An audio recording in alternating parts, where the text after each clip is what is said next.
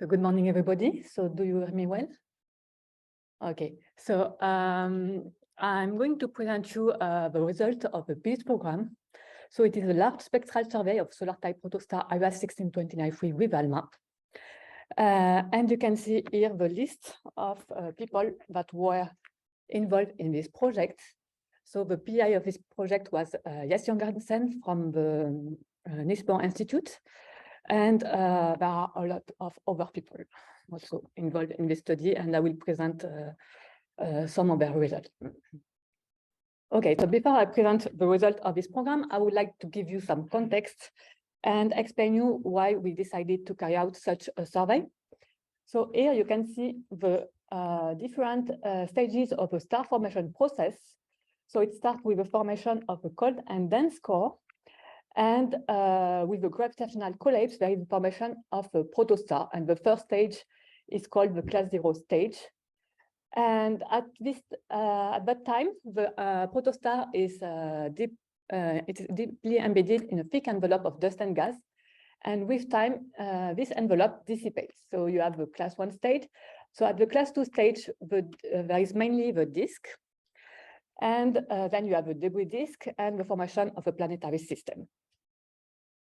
So we know that the chemistry is quite complex on planets. We have example of a DNA molecule on Earth. There is also a rich chemistry in comets and asteroids. So there are detections of amino acids and sugars. And the question is then, what is the origin of this molecular complexity? And does it arise during the star formation process? And what we want to know is, in this case, what is the level of molecular complexity in star-forming regions? So we can investigate different classes of objects, but for the class 2 disk, it's more difficult to investigate the chemistry because they are cold and most of the molecules are frozen on grains. But at the class 0 stage, we often detect what we call hot corinos. So hot corinos are warm inner regions of protostellar envelopes in which complex organic molecules are detected. So these regions have temperature higher than 100 Kelvin, which is the desorption temperature of water. And so when the temperature reaches that level, the molecules that are frozen on the grains dissolve in the gas phase, and it is why we can detect them with interferometers. So the protostar IRAS 1629 is a class 0 protostar. It is located in the Ophiuchus molecular cloud at a distance about 160 parsecs. So you can see it here on this beautiful image of Ophiuchus. And it is the first solar type protostar with complex organic molecules detection. It is also a source in which we see a very high deuteration. And because of that, there were several large spectral surveys that were carried out toward this source. So it started in 1995 with the CSO and GCMT by Van Dishoek et al. Then there was the TIMAS survey by Coutens et al. With the IRAM 30 meter and the GCMT, and the PCMI by Jorgensen et al. So now I'm going to present you the PILS survey. So it is a survey in the band 7 of ALMA between 329 and 363 gigahertz. We have also some complementary observation in bands 3 and 6, but the spectral windows are narrower. So this source was observed both with the ALMA 12-meter array for 13 hours and with the ACA. So it's not an ALMA large program. The spectral resolution is about 0.2 kilometers per second. So to give you an idea, the lines in this source are about 1 kilometer per second. The angular resolution is about 0.5 arc second, so it is equal to about 60 AU. And the sensitivity is about 5 millijansky per kilometer per second. So here you can see the continuum observation that we have on this source. So it has two components, A and B. And with ALMA, we detected for the first time this bridge between the two components. So here you have an overview of the full survey at one of the positions we studied. So you can see there are a lot of lines. We estimated there are about 10,000 lines, so one every 3 kilometers per second. And of course, the idea here is to identify all these lines. So to do that, we need the information that comes from the spectroscopic database, so CDMS, DPL, and more recently, there is also the LIL database.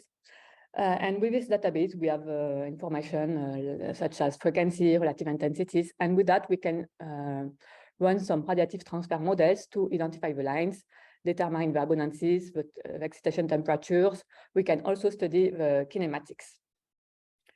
So in terms of kinematics, there are two main papers on this source. So I'm not going to give you a lot of details here, but what I can say is that this source is quite complex. There are different outflows. We see some filament, the one I mentioned before. There is also a CCH filament here. And there was also, so this paper was published by Matthijs van der Wiel, and there was also a modeling study by Stefan Jacobsen. So he modeled the continuum observation as well as the CO isotopologues. And the main conclusion were that the bridge arcs that we saw would be in fact a remnant of filamentary substructure in the protostellar envelope material from which the A and B sources are formed. Around the A and B sources, there is either infalling rotating collapse or a protoplanetary disk. And with a study by Stefan, we also found that the source A is at least 3 times more luminous than the B source. So here you can see all the publications that we had with this survey. So we have more than 30 publications. So the idea is not that you read this list, but what I want to indicate is in blue all the papers that mentioned first detection of molecules in star forming in solar type protostars. So why do all these detection matter? So I already said that. First, we want to have a better knowledge of the chemistry at an early stage of a star formation process. We also want to compare the chemistry of this source with comets, for example, the 67P comet. And what we can do that is also to test the chemical networks by comparing the observed and predicted abundances. And of course, sometimes we realize that there are some species that were not included in the network and we have to add them. And ultimately, what we also want to do is to compare the chemistry of IRAS 1620P with other star-forming regions to know if there is any chemical differentiation, and if so, if it is due to different evolutionary stages or different environments. So here you can see the first detection of molecules in solar type protostar that we obtained with this survey. So you can see that there are a lot of complex organic molecules. So a lot of them include oxygen. Some other molecules include nitrogen. We have also a small molecule, nitrous oxide, that was not detected before. And if you look at this list in more detail, we see that in terms of complexity, we have some free carbon species. And I will talk more about this species later. So to give you an idea of the different type of work that we did with this detection, so there is one of the first paper was about the detection of ethylene oxide, acetone, and propanol. And when we compared the isomeric abundance ratio of this molecule with chemical models, we realized that there was a big discrepancy with the prediction of the chemical model. So some formation pathways were definitely missing. So what we did for other species is to investigate the formation pathways of these molecules. And for that, we run some gas train chemistry model. So you have example here of cyanamide, so NH2CN, and we found that it could be formed on grains with a reaction between NH2 and CN. And here it's you see the abundance as a function of time. And when the temperature increases, you have the desorption of these molecules. For some molecules, there are also some laboratory experiments that were carried out. So for methyl isocyanate, there is Niels Linkering who did some VUV irradiation of CH4 NHCO mixture at 20K. And what is so with this experiment, so here you have the different colors that correspond to different time. And with time, you see the apparition of these bumps that correspond to CH3 NCO. So this molecule could be formed on grains for recombination of CH3 and HNCO or NCO. In addition to this detection, we have also some first detections of molecules in the interstellar medium. So it includes methyl chloride, nitrous acid, and free hydroxypropanol. And we also detected a lot of isotopologues that I will mention later. So for CH3Cl, so you can see here a map of this molecule. So it's detected toward the source B, so I forgot to mention that, but all the detections that I mentioned before were mainly for this source because it has some narrow lines, so it's much easier for us to identify the lines. For CH3Cl, it's an interesting species because it was considered as a biomarker for the research of life on exoplanets. And with this detection, we clearly see that this molecule can be produced abundantly with some abiotic processes. For nitrous acid, so we had this detection in 2019, and this detection helped us to improve the chemical network of nitrogen oxides. And for this molecule, it would be produced for a different reaction on grain surfaces between oxygen, HNO, H and NO2, and OH and NO. And more recently, we tentatively detected free hydroxypropanol. And as you see, it's also a free carbon species, and I will talk more about this molecule in a few minutes.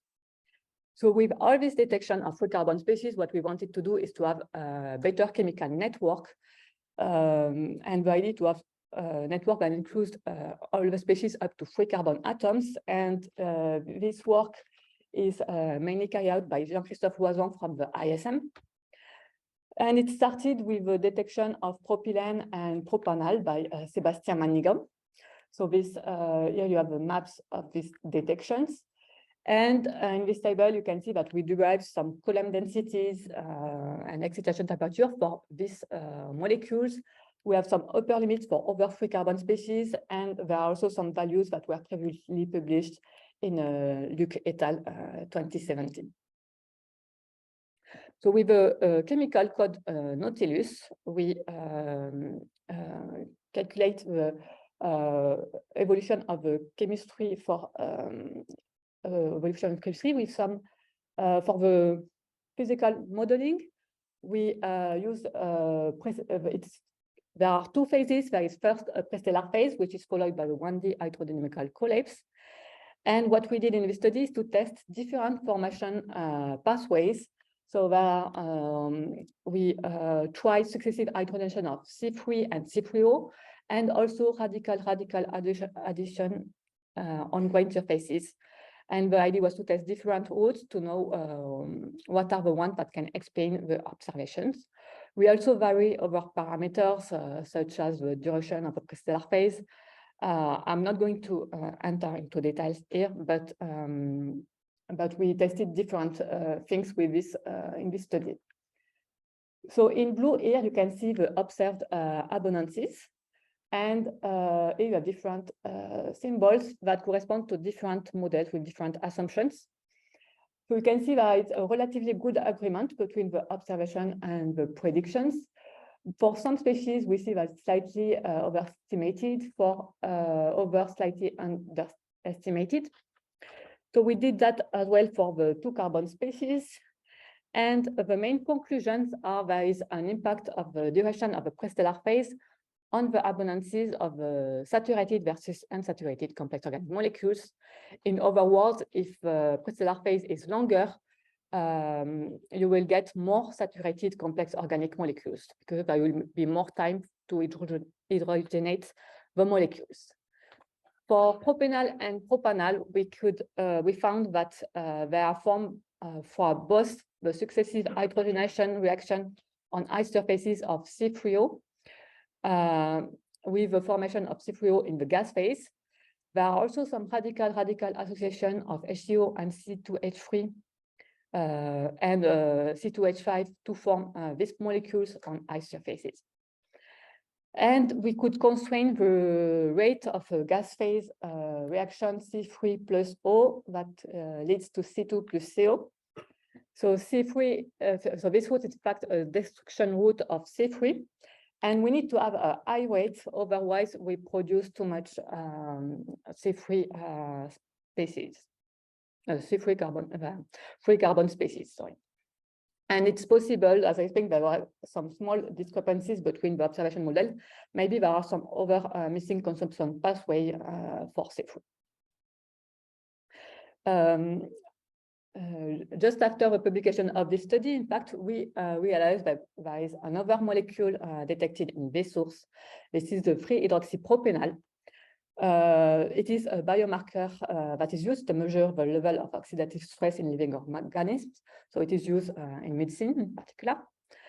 And this molecule was detected thanks to the work of Antoine Boulanger. So it's a student who did his internship at IRAS, and what he did is to use some artificial intelligence methods to try to identify the line in the PILS survey. And he proposed us this species, and so I checked, and I could confirm that there are some transitions that are well reproduced by the radiative transfer model with more classical methods. So you can see some transition for which we have good predictions, but for this molecule, we know that there are also some transitions for which there is a big uncertainty. So we are working with some spectroscopists to have a better prediction for the other transitions. So we included free hydroxypropanol in the chemical network. We also included some of the isomers of the species, in particular propanediol, which is the tautomer of free hydroxypropanol. So it means that there is an exchange between the carbon of the hydrogen here that is linked here to the carbon and that can be linked to the oxygen. The other isomers that are included are 2-propanoic acid, methyl glyoxal, 2-hydroxypropanol, and vinyl formates. So we run the same type of chemical modeling as in Manigan et al. So of course, we updated the chemical network, including the isomers and also some radical species linked to these molecules. And we reproduce well the abundances of free hydroxypropanol with respect to methanol within the uncertainty. And the main formation pathway is from a reaction of CH2CHO with HCO that leads to the tautomer of free hydroxypropanol, propanediol. And then there is the tautomerization of propanediol into free hydroxypropanol. Here you can see the abundance as a function of time. So you have the solid lines here that are for the C3H4O2 isomer. So in black, you have free hydroxypropanol. The dotted lines are for the solid phase. So here you have a transition at 100 Kelvin. So here you have a desorption of the molecules.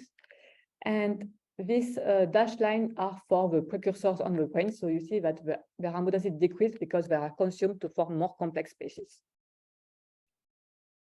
So with this study, we could predict the abundances of these different isomers. But when I wanted to check if these isomers are present on this source, I could only derive 2 upper limits for vinyl formate and 2-propanoic acid. Because we didn't have the spectroscopic information in the database for the 3 other molecules. So the upper limits for these 2 molecules are consistent with predicted abundances.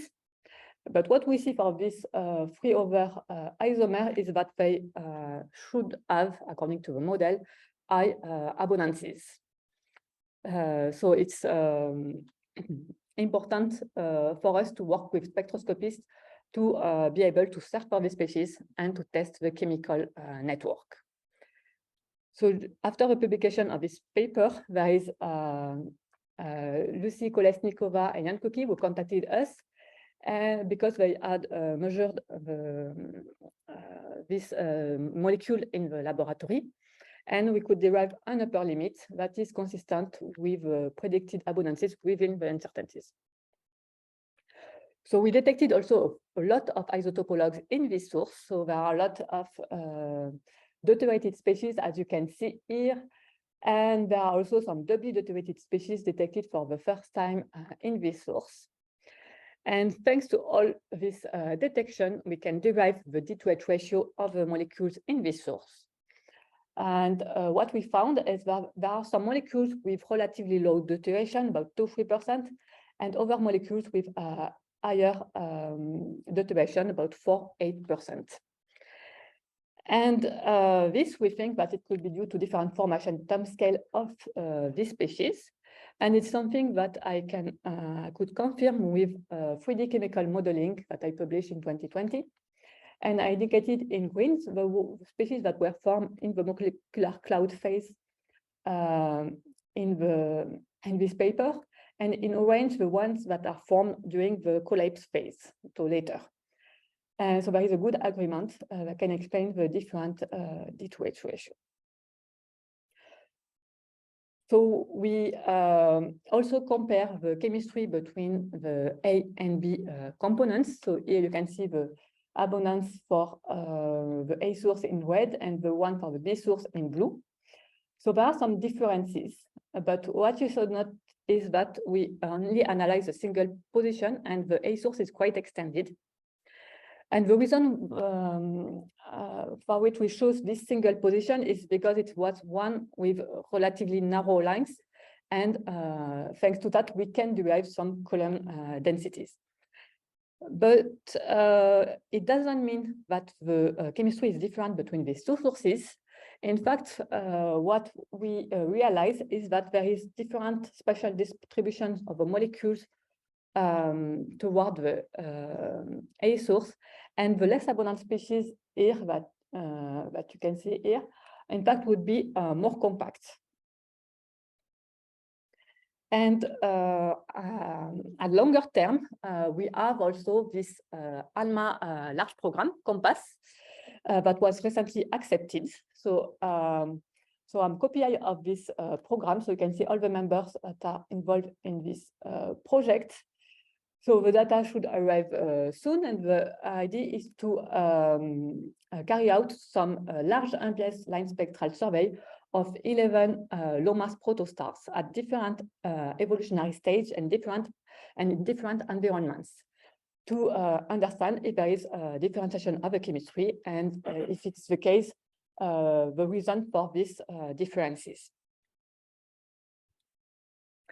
And ultimately, what we also want to do is to compare the chemistry of these sources with comets. So it was done for IRAS 1603 by Maria Drozlovskaya, and there are some nice correlation of the abundance of molecule between IRAS 1623 and the comet 67P.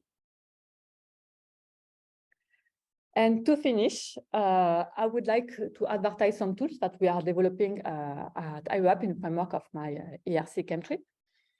And in particular, there is an interface between the CASIS software and the Aladdin software. So CASIS is a software used to analyze